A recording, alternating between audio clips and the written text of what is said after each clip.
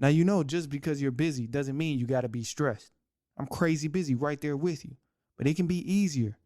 Next time you're on a run, just make it more fun and listen to The Run with Manny Wilson. It's The Run with Manny Wilson podcast.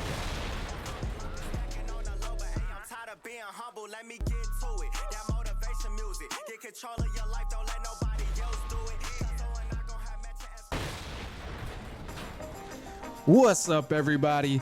Welcome back to The Run with me, Manny Wilson. What's the deal? Turn my headphones up. All right, before we get too far in the episode, I like to hit you off with a little bit of news. So, news that we have for today of April 18th.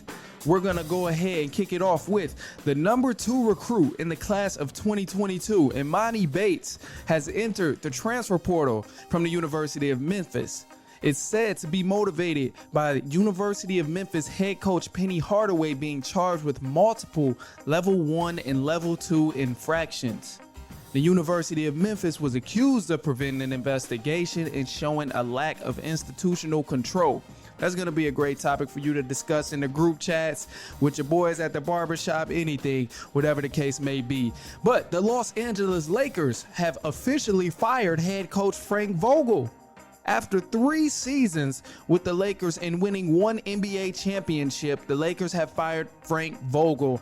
Prospects to fill the Lakers head coach position range from Doc Rivers, the current 76ers head coach, Quinn Snyder, the current Utah Jazz coach, Juwan Howard, he's the current coach of the University of Michigan basketball, Nick Nurse, the current coach of the Toronto Raptors. And the NBA playoffs are here, so let's give a quick rundown of everything that happened the other night. So the Phoenix Suns, they beat down on the New Orleans Pelicans 110-119. The Milwaukee Bucks finished with complete control over the Chicago Bulls 93-87. The Boston Celtics beat the Brooklyn Nets off a game winner. In the Miami Heat, they defeated the Atlanta Hawks. They gave them the business, beating them 115-91.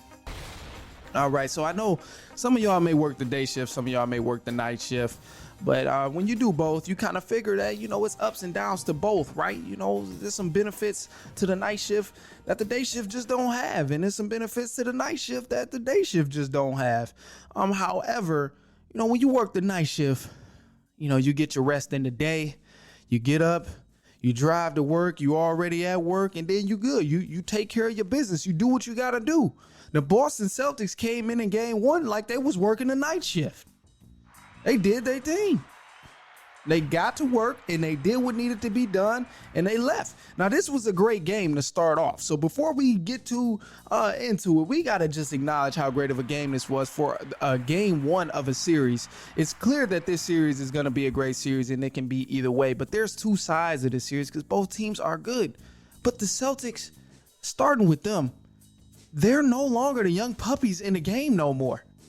They are grown adults. They're old enough to work the night shift at this point. They don't care about what you've done. They don't care about the superstars that a team may have. They don't care, and it shows whenever they play on the court. Jason Tatum and Jaylen Brown, they're at that pivotal point where they're ready to kill, and they're trying to satisfy their hunger. They played against LeBron. They played against KD. They played against Giannis, and they lost. So they got a little more experience of what it may take. But at this time, they're ready to win. They're entering their prime. They're trying to show, they've already shown everybody that how skillful they can be. They want to show people they are ready to win and they are elite competitors in the Eastern Conference. And with the Boston Celtics, they never lost their main core that they have since Kyrie Irving was traded. They still have Al Horford. They still have Marcus Smart, Jason Tatum, Jaylen Brown. That's what makes them so much of a great team because they've been playing with each other for such a for an extended amount of time. I believe it's like 4 or 5 years now. They've been playing with each other for some time now. So these guys, they're well equipped to beat any team. In the game they won in game 1, they had 4 people with 20 or more points that game. They came out, the energy level was absolutely insane. Had Brooklyn turning the ball over left and right. Like it was Christmas Day or something. The defensive intensity was crazy throughout the game. But just like any day at work, they had the ups and downs. People keep talking about, okay, well, Brooklyn has so many turnovers. Boston finished the game with one less turnover than Brooklyn. Brooklyn also came back from a 15-point lead. So let's talk about that. Let's question it a little bit, because clearly the Celtics, they won a game, but as we see, this could have went either way. It just so happened the Boston Celtics came down with the last shot. Now, some of the things they need to do in order to win game 2 and so on, we'll talk about that a little bit later. But as far as the Brooklyn Nets, they're not going to have too many games like this. We're not going to see Kevin Durant shooting 4 for 24 too many times in this postseason. And credit to the Celtics because of the way they set the tone and they set their defensive intensity. But I highly doubt we're going to see too many 4 for 24 games coming for Kevin Durant. And even if we do, we see they still almost won the game because of their other co-star, Kyrie Irving. They did what they tried. They did what they could. They tried to slow him down. They doubled him, trapped him, brought pressure. He's just a great player. It's only so much you can do to slow down a great player. However, when Celtics took their foot off the gas, that's when the Brooklyn Nets came full throttle. And they can't do that. They cannot, at this point, coming into game 2 and the rest of the games of the series, if Brooklyn still had a fighting chance after the way the Celtics started the game and set the tone and created so many turnovers, that says something. That says, okay, not only is this team good defensively, but that shows how good the Brooklyn Nets are as well. You got to think about both sides of that. Because if KD was hitting shots, that's a completely different ball game. A completely different ball game. They got out-rebounded. That was something that was a fair advantage, and that was a good, I put that on the coaching. That was a great lineup that they did. They took advantage of the size, and they killed Brooklyn Nets on the boards. But ultimately, the consistency, they have to continue to keep that energy and continue to try and make those players struggle. But it's going to be tough. I will say it's definitely going to be tough coming in for the rest of these games, just because you're almost going to have to pick your poison between Kevin Durant and Kyrie Irving. Because if they both have a good game, as we see, it's going to be different. It's definitely going to be different. And if you really want to play that game, you can flip it. If you give the Brooklyn Nets that last possession to score, or if there was time on the clock, we may be having a whole different conversation here. So it's going to be interesting to see. It's clear that both of these teams are evenly matched. A lot of times people go with the star dominant team.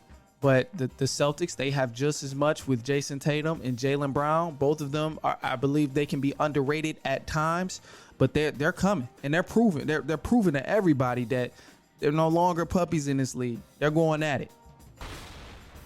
All right, now let's go ahead and run back to some playoff action throughout the league, because there were other good games. There were other good games that we missed this weekend we didn't get to touch on. So let's go ahead and touch on it. So Saturday, the 76ers, they babied the Toronto Raptors in game 1. They beat them 131-111. The Golden State Warriors had the Denver Nuggets cooked as they ate good against the Nuggets at 123-107. Utah Jazz, they finished on top of the Dallas Mavericks 99-93. Minnesota Timberwolves, they absolutely manhandled the Memphis Grizzlies and put them to sleep as they won 130-117. Now, aside from the games last night, Saturday had a lot of great games, and particularly the Memphis Grizzlies and the Timberwolves. The Wolves, they really did manhandle the Grizzlies, and I don't say that in a joking way. It was just evident. Anthony Edwards and Karl Anthony Towns, they combined for a total of 65 points.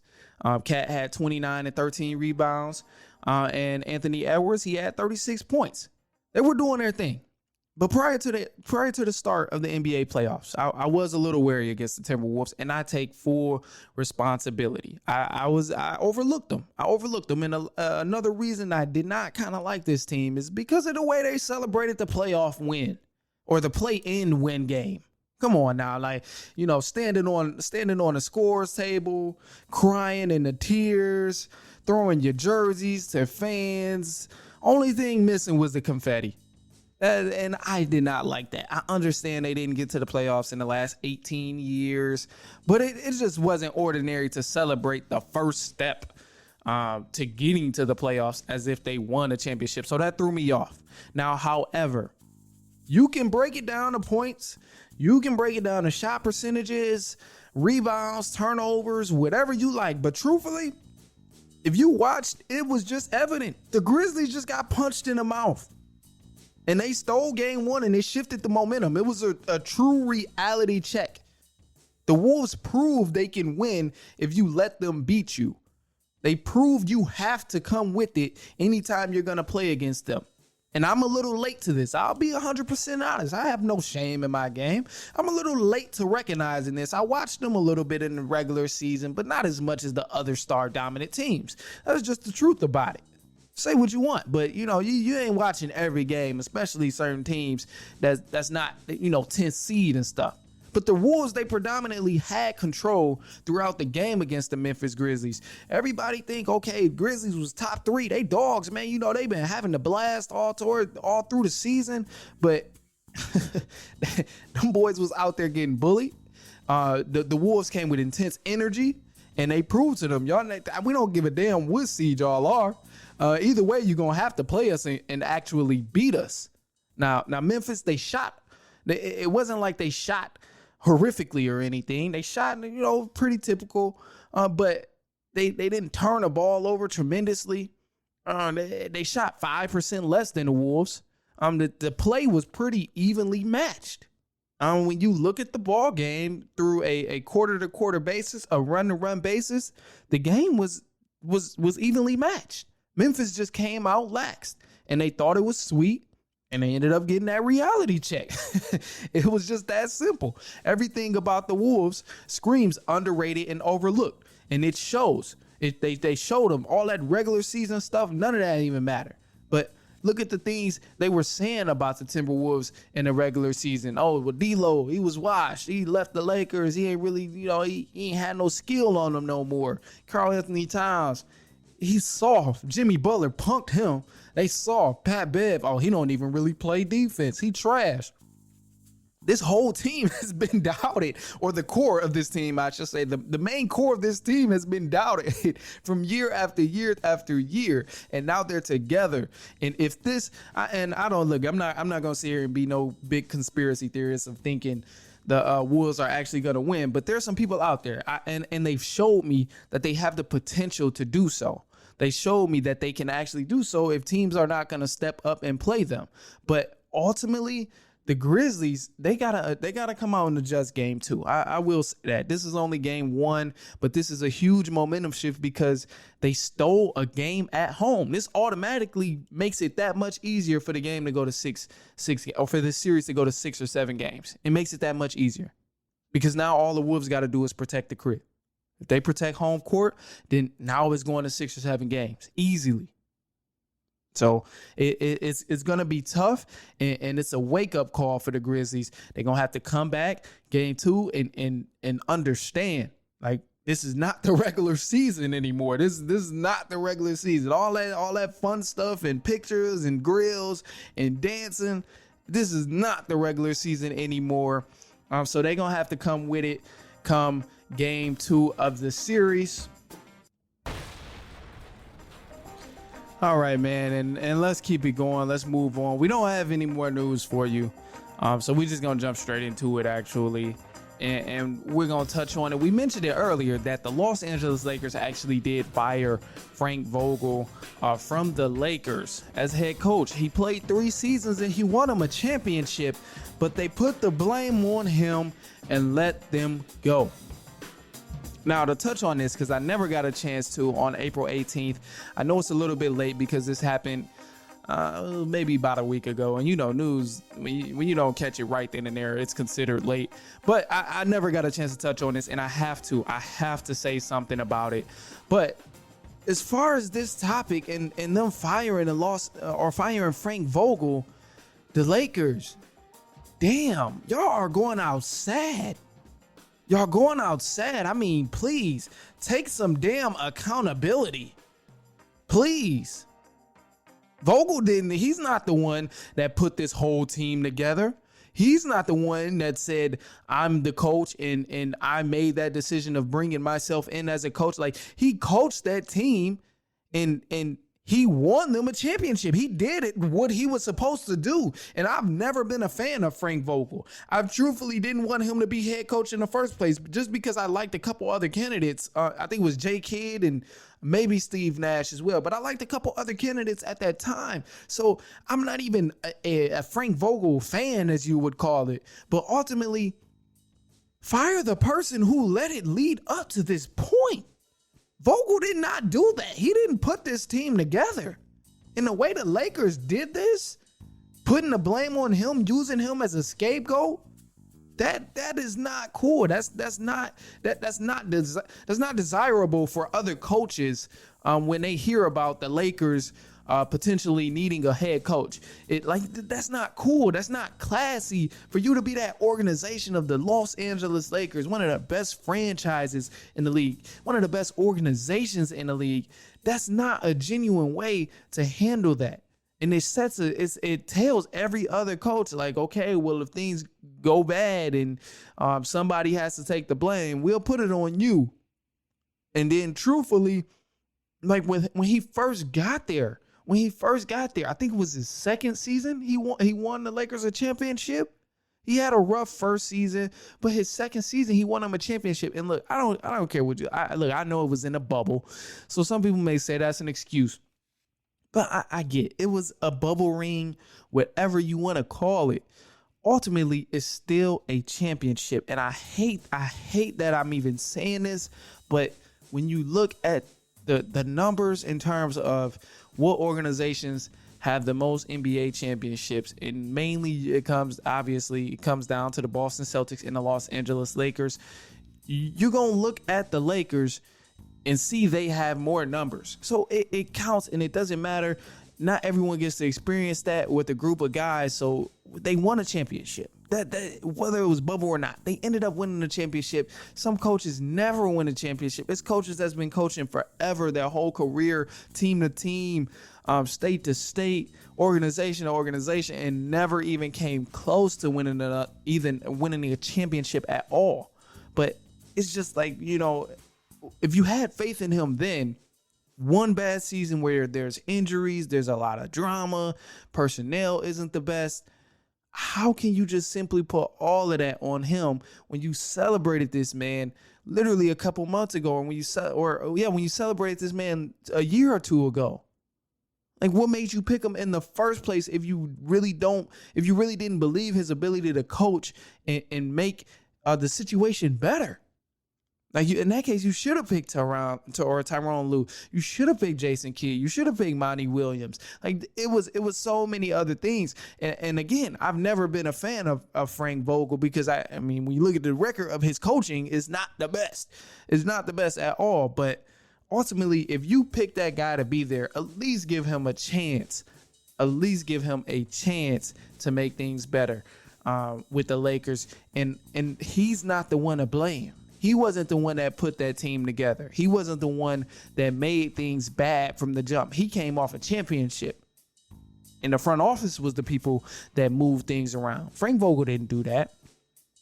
So the Lakers, they got some things to make. Now, potential candidates, I don't think any of these candidates are good for the Lakers. I mentioned earlier that Quinn Snyder from the Utah Jazz, Doc Rivers, Juwan Howard. Man, these guys, if they're going to pick any of these guys up, they should have just kept Frank Vogel. And some of these guys are coming from good situations and better situations than the Lakers. The Lakers are about to lose LeBron. They possibly might lose Anthony Davis as well. So it's just no telling. I don't think either of these guys will be good. I think they're going to have to go with somebody that's completely new. I know LeBron mentioned... I can't remember who LeBron mentioned, but he mentioned someone, the commentator. You'll put it together, but he mentioned Mark. Man, what is that guy's name? What is that guy's name? But anyway, that's besides the point. But Yeah, man, the Lakers, they are definitely cooked when it comes to it. I do appreciate you guys for tuning in with me today, man. It was a great episode. And as always, you can follow us on Twitter, follow us on Instagram at The Run Podcast. Be sure to check out the YouTube channel as well at The Run Podcast. And we will be back with you later on this week and the following, and so on and so on. Now, don't be selfish. You might have a friend, family member, coworker who's on the run too. So make sure they get to have the same amount of fun as you and send them this episode. It's The Run with Manny Wilson Podcast. Let me get to it. That motivation music. Get control of your life. Don't let